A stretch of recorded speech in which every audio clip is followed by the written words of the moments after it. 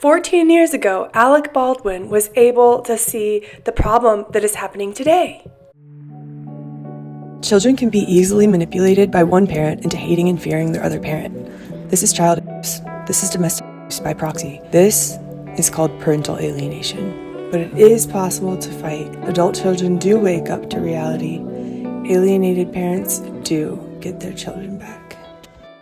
Hello and welcome to the Anti-Alienation Project. I'm Madison and I discuss all things related to parental alienation from the point of view of an adult child who's been through it. Just to give anyone who's new here a little summary, a little over a year ago I figured everything out. Today's video is going to be a little different than my usual videos. I'm going to do a live react, a blind reaction to a video about Alec Baldwin, who's a famous actor if you haven't heard of him. And he's talking about parental alienation syndrome on CNN, which, whoa, I haven't looked into this story at all. I haven't watched any of this video, so we're going to be watching this together. I hope that by having a playlist on the news, the media, and culture really can tap into some stories that can provide examples or that it put it in a wider context for some people to show that this is so important. Without further ado, let's just jump right in the video and see what Alec Baldwin has to say about this. Alec, let's talk about your marriage now, okay?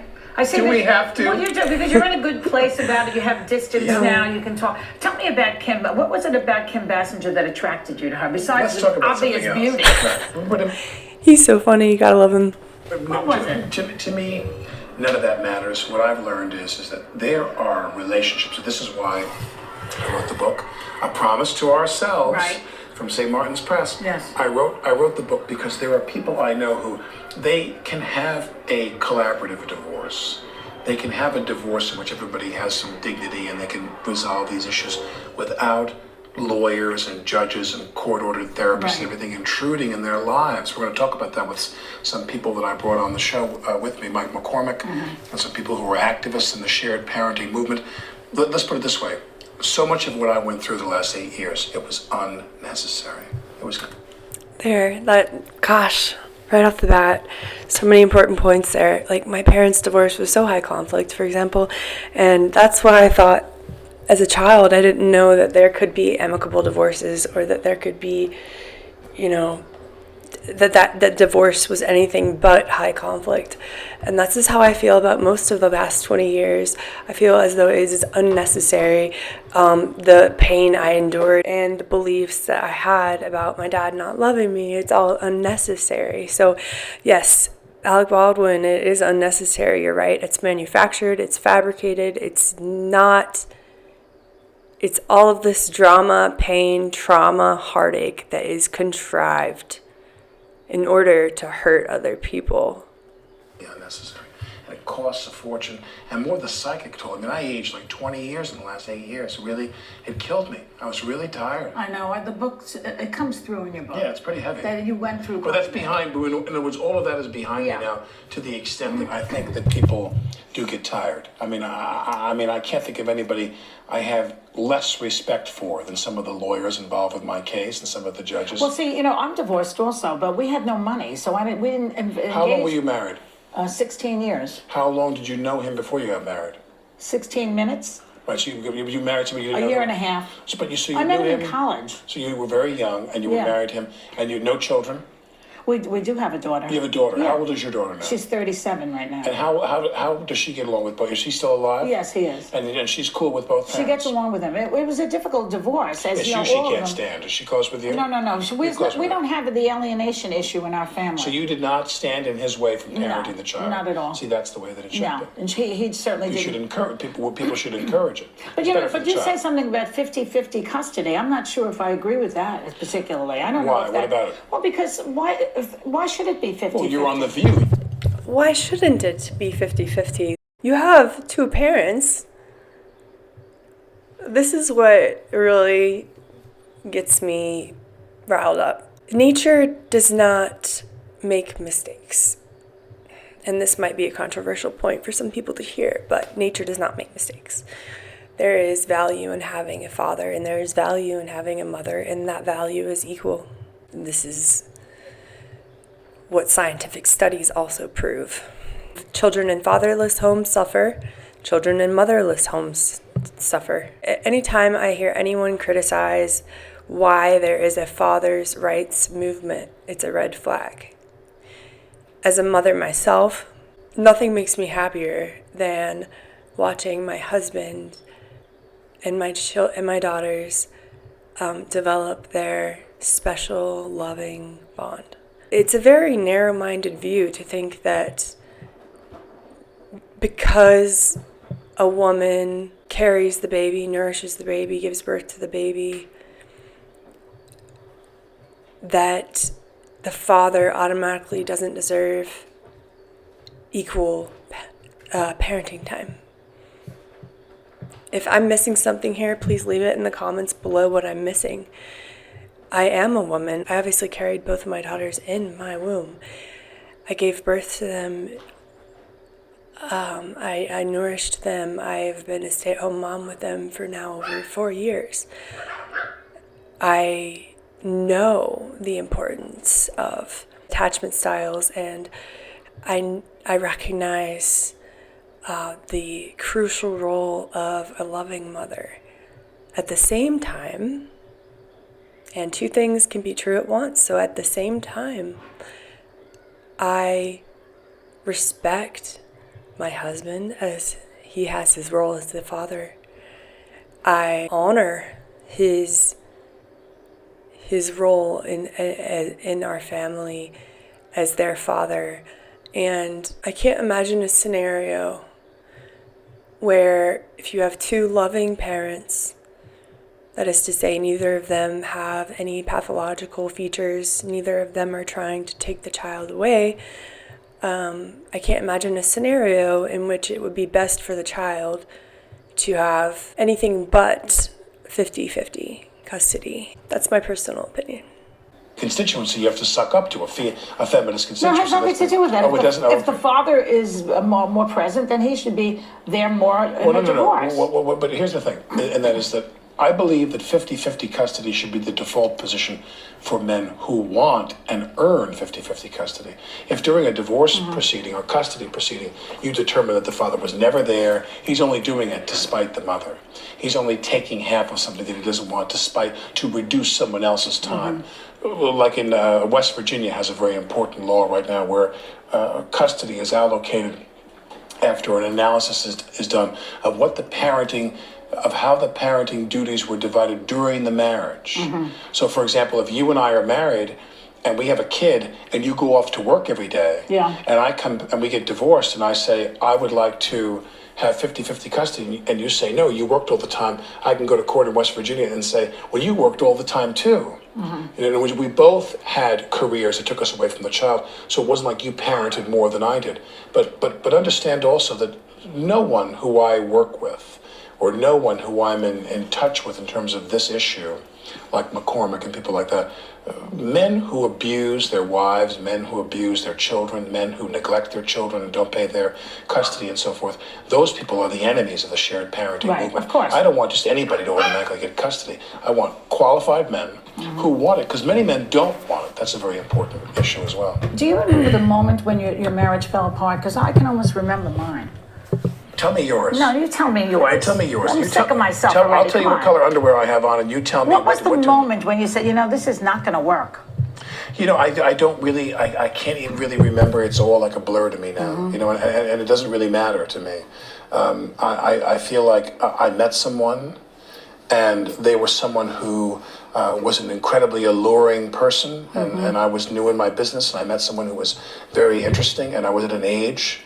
How old were you? I met her, I was 32. Oh, so you were not such a baby. No, I wasn't a kid. I was 32, and I got married 3 years later. I was 35. My daughter was born when I was 37. And joining us now in New York is Michael McCormick. He's executive director of the American Coalition for Fathers and Children, and Mark Tabb, who co-wrote A Promise to Ourselves with Alec. Greetings, gentlemen. So, hi, how are you out there? I'm doing great.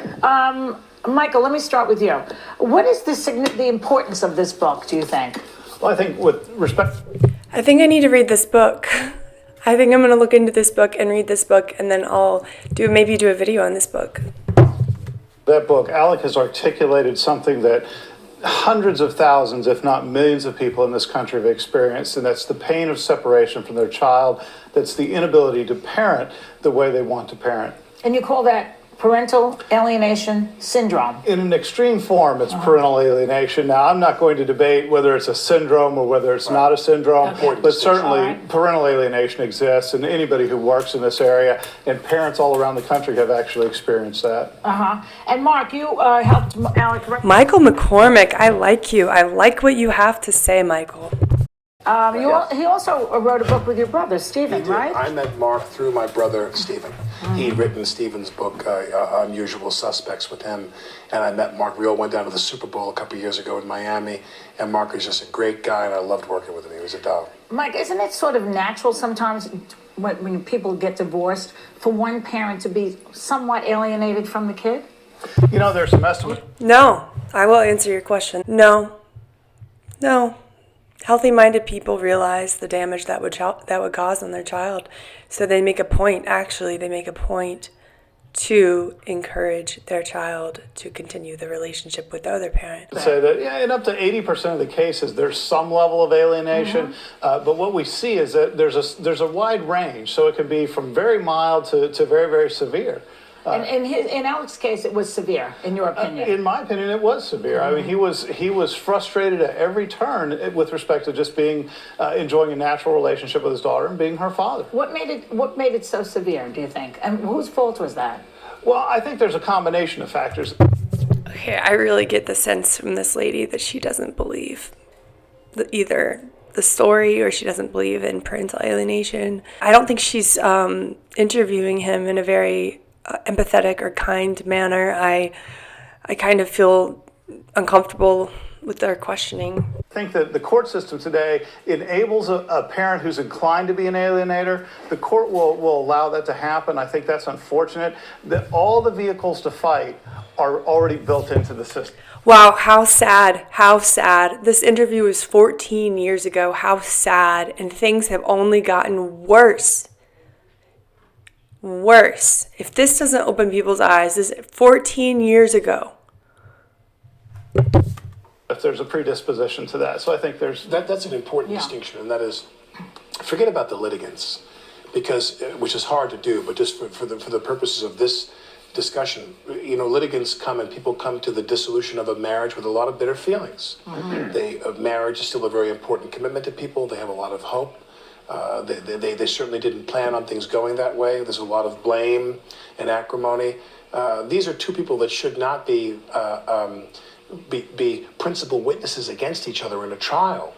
They are biased, prejudiced people, and the courts know that. Oh my gosh, Alec, 14 years ago, Alec Baldwin was able to see the problem that is happening today. That people who are not alienated from their kids are claiming parental alienation in order to still hold on to those parental rights, to still have custody. He just hit the nail on the head right there, and that's why it's so important for us adults who were children who going through this. He was able to see that over a decade ago. So kudos to you, Alec Baldwin, for speaking out about this. I know that must have been hard, really hard to do. And he's right. You can fling around an accusation this way and that way, and it's hard to find definitive proof. That's why I'm doing this project. The courts treat in family law and in divorce custody law, this is a civil proceeding that metes out criminal punishment. You were denied your rights as a parent based on the testimony of very, very biased people, not just the other, your ex-spouse, but some of her collateral witnesses as well. And custody evaluations are very, very biased. But the thing is, the courts know this. Yeah. The courts, and they do nothing to stop it because it's a racket whereby people are lining their pockets with a lot of money. Oh my gosh, he even took it a step further. Yes, Alec, yes. It's all about the money. Divorce industry, custody industry, parental alienation industry. Thank you, Alec Baldwin. he gets it. He gets it. And he was willing to tell CNN. So CNN has been informed 14 years ago. Discussed that before about how it's just a big racket. Do you agree with that, Mark? Well, I do. And one of the things, too, with parental alienation is it's not always the father who is alienated from the child. I'm working on a book currently with a woman who went through this very same thing where her son, the alienation was so extreme that the father had remarried, and the stepmother told the child, because this couple was very young whenever they divorced, the new stepmother told the child, I am your real mother. This other woman, she's just this crazy lady who wants to pretend like she's your mother. So let's just go along with it from time to time, but I'm really your mother. That's disgusting. That's devastating. That is so foul. He also brings up a great point. This is not just mothers alienating their children from fathers. Maybe that is more common, but that is not the only story that we can point out here. Many mothers are alienated from their children. Many mothers are targeted here too. That's important to realize. It's not a gendered issue. I wish it was easier for people to see that. It's the depth of the degree of alienation that she experienced. So it's not just something that is perpetuated against men, but it's also, women experience this as well. It's when you have one parent or the other that has an alienating nature, all bets are off on what's going to take place. Is it mostly can go either women? way. Is it mostly women who are the alienators? I think it's more importantly, not in some gender specific way, women are more likely to have the power to alienate.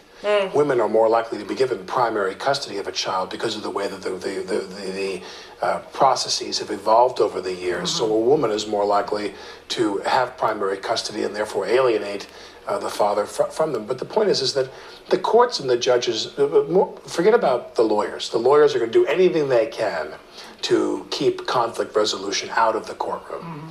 The judges should know that what's going on and how this stuff can be circumvented.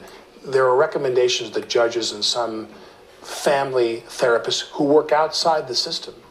Some of the people that I spoke to for this book, and I'd love you to comment about this, some of the people I spoke to outside this book who were family therapists who did not rely on the state-sponsored family law system to make a living.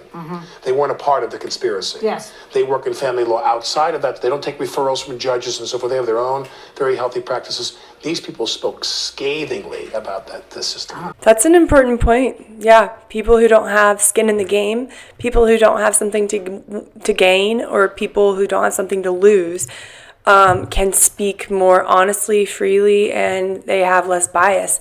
So that's why it's important for us kids to speak, because we don't have skin in the game. We don't have things to gain or lose. We have more pure intentions. We just want this to change, and we don't want it to continue to happen to other children like it is right now. Here's part 2. To the problem. Shared parenting. Shared parenting. What we need to do is have parents crafting the parenting plan under which their children will be raised in the event the parents aren't going to stay together. Like a prenup? Well, like a prenup, but actually a parenting plan in case you're going to get divorced at that particular moment. And if the parents can't agree to a plan, a presumption in law that says that we are not going to favor either parent, that the child will be... So you make this decision before you have the children, or when they're born? No. You make this decision at divorce. You go through a process to structure the plan under which the children will be raised. But there's a lot of acrimony and anger. But if you can't agree, Yeah. the state is not going to preference one parent over the other in the form of the I judge see. and the court system. You ask Mark the other question, then I'll... Mark, tell me, I understand that you have personal experience with divorce yourself. Yes, I do. My parents split up whenever I was 10 years old, and it was a very high conflict divorce, and the conflict, the tension has remained. And one of the things that Alec says in this book, which I think is brilliant, is he says, let the divorce be the final answer. That is, once the marriage is over, stop fighting. Just let the battles end instead of having the battlefield shift to the children. And so, Wise words right there. I think I really do need to read his book. The fighting didn't end after the divorce for my parents. Even 20 years later now, my mom still hates my dad. My dad does not care one way or the other about my mom, but she has a lot of vitriol still for him. I agree. Why involve the children? Why involve the children? You know, my own experience, that's one of the things that I've always desired, is just get along. Just get along. And I think that's one of the best things that divorced parents can do. Walk away Sorry, from someone it. said there are people who continue this kind of behavior because they want to have a relationship with that other person. Yeah. They have unresolved. Go ahead, I'm sorry. Go ahead, I'm Mark. sorry. Whenever you have children, your lives are intertwined with that other person for the rest of your life. Right. Because there's not only the children's, birthday parties and Christmases and all that, but grandchildren come along. There's weddings to consider, all of that. And so it's just, there comes a time where it's just, let's get along. And the other thing is, you're not married. Well, there are feminists who are opposed to parental alienation syndrome, and they dismiss that, and they fill with all kinds of statistics about abuses and so forth, none of which we would dispute. But they can't dispute the fact that children, particularly girls who are raised in homes without a father, have statistically higher incidence of poor performance in school, drug and alcohol abuse, promiscuity, Well, then what do you say teenage about what do you say to gay marriage then? I mean, you have two women raising children. There's no father in that house. Can you imagine gay divorce? What would be more frightening? I really am frustrated with this lady. And let me try to work this out for people who have this question about the gay marriage. And yes, I've thought of this as well. It did cross my mind. But here's the difference. I was that girl who was alienated from her dad. So I think I can speak on this. When you're alienated from your dad, you believe that your dad doesn't love you. So you have this belief that you're defective, not worthy of love, just not good enough, unworthy. I've spoken to several adult children who have this same core belief that they're not worthy. And that's because you have this parent who you believe doesn't love you. So there's a difference between that, and then there's a difference between being born into a family with two moms, knowing you're unconditionally loved, and in your mind you don't have a father who doesn't love you. You just have two moms that love you. So it's really not comparable. It's a different situation altogether. See, if you had two moms and then you were alienated and you told that one of your moms doesn't love you, then you would have that you would develop that belief that you're unworthy, unlovable, because one of your parents doesn't love you. So we can just take gender out of it altogether. If you have two dads, same thing. If you have one parent who you believe doesn't love you, you're going to have issues. That's the bottom line. Here is that the courts aren't, well, But I mean, you're kidding, right? But that's prejudicial what you're saying, because two mommies can work the same as a mommy and a daddy very often. But you're jumping tracks here in a very kind of weird way, which is that, gay marriage is a separate... It's that weird. Well, but I mean, what does that have to do with what we're saying? I mean, gay marriage, I'm all in favor You of gay said marriage. that girls need a father in the house, and I'm saying there are many girls who are being Where raised there with is a two father, mothers. but you're talking about completely disparate ideas. Where a father exists that is being denied, I being see. denied, I see. that's the problem. He Where there are existed two in the women, first there are place. no fathers. I see. It's a different, we're talking I would apples say so. If there's apples two and women, there oranges is. here. I actually think this woman is just not very bright. There's two women, there is no father. Yeah. But it's an interesting point that people just fight for the rest of their lives because they really are connected and they don't want to let go. They need communication skills training to get to a workmanlike place about the relationship. They don't need to be emotionally involved on a go-forward basis. They need the skill set that will allow them to address problems and issues and move forward. But for many people, the surest way for you to lose an ongoing relationship with your child in adult life is these kids figure these things out. I know. They get older and they see. Yes. One of the smartest things that was ever said to me was that all behavior is consistent and that the way people behave in divorce is a view as to how they behave during the marriage. And children grow up and they see what's been done and what's been said, and as they get to be older, they can make up their own mind. Oh, wow. I love that he ended on that. The pathological parent is mad. They're mad at the parent, at the spouse for leaving them. They're mad at their spouse for doing whatever they think they did to them. So they take that hatred and they turn on them. And they target that parent and try to destroy their relationship with the child to hurt them. After that, as time goes by, the pathological parent needs another source to project and to spill all that hatred onto. It's very common in these situations with these parents that they have a favorite child, a scapegoated child, and there are other roles too if you have more than two kids. But what ends up happening is they're not only targeting the parent down the line, they target one of their kids as well. And they have a scapegoated child who receives most, if not all, of the ill treatment, the rage, the humiliation, the criticism. And that way they help out the other kids because the other kids get treated pretty well. They don't end up having all of the negative side effects that the scapegoat will have. I'm speaking from the point of view of someone who was the scapegoated child as well. So yeah, I took my mom's side and everything. But then once I hit puberty, I became the scapegoated child 100%. I could do nothing right. I saw all the ugly sides of her. That was a huge part of why I was able to figure everything out, because I always knew something was off. And then it just became clearer and clearer, and then it was just in my face. So he's right. The kids will figure it out. I think the kids that have more of a chance, a greater chance of figuring it out, are the scapegoated children. The children who are later turned on and targeted by their parent as well. And now my dad and I find that we have so much in common. We've been through very similar experiences having been targeted. So to conclude this video, I just want to say that the fact that that Alec Baldwin is so outspoken in 2014, wow, really confirms everything that I've been thinking about the court system and all these issues. I also love how he ended on a note of hope, and that the children will figure things out. All they have to do is reach an emotional maturity level that's higher than their pathological parents, learn some lies, some secrets, have a crack in their fabricated reality, and boom, it falls down like a house of cards.